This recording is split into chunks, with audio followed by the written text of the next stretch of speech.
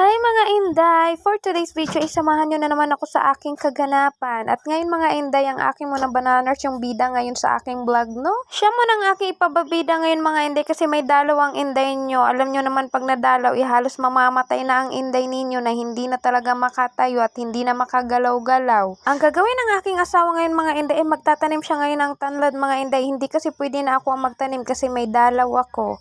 Naniwala talaga ako sa kasabihan ng mga tatanda mga Inday na huwag talaga humawak ng mga tanim pag mayroon. Hapon pa talaga niya yan itatanim mga Inday kasi tiningnan niya yung mata ng pusa, maliit daw. Sabi niya mamaya na pag malaki na daw yung bilog ng mata ng aming pusa. Iwan ko, ngayon ko lang talaga narinig yun. May ganun pala at dito na naman mga Inday, binidyoan ko na naman ang aking asawa at inaano niya yung palong ng kanyang manok. Lumayo-layo ako mga Inday kasi baka mamaya ay maano tayo ni Mi. Ganito talaga ako pag mayroon mga Inday. 3 days talaga akong ganito. Pero pag alam ko talaga mga Inday na magkakaroon na ako, mag-ano na talaga ako ng mga vlog para naman na wala akong palyo pag naghuhuros na ako dito ng malunggay mga Inday kasi magluluto ang aking asawa. So ang aming ulam na naman mga Inday, sinabawan na isda, o diba? Hindi naman favorite ang sinabaw na isda mga Inday. Lagi na lang talaga tayo magsasabaw nito mga Inday, magugulay, o diba? San matagal na talaga tayong mamatay nito kasi panay na tayo ng gulay. Posible mamamatay pa tayo nito.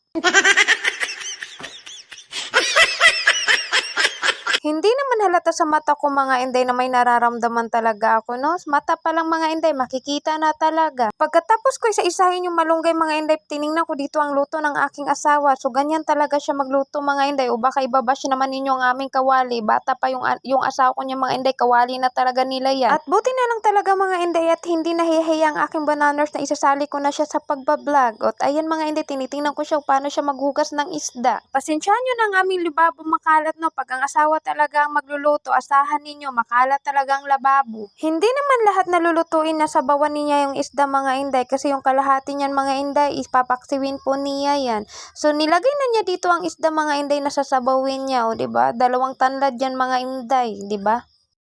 Masarap talaga magluto ang aking bananers mga Inday, no? 2 tanlad na yan. Imposibleng hindi pa yan sasarap.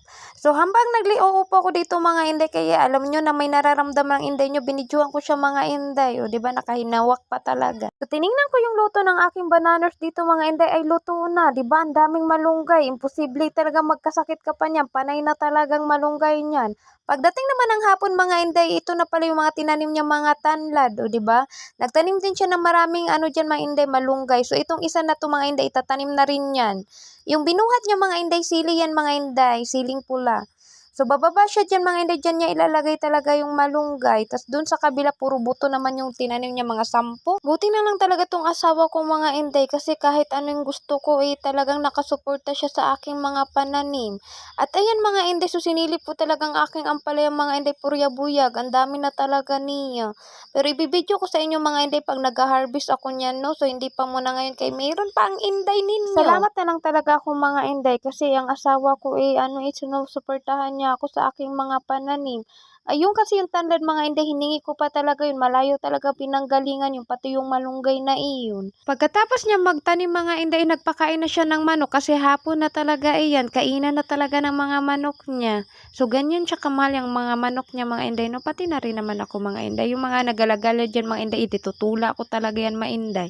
So hanggang dito na lang ang aking video mga Inday. Bye-bye!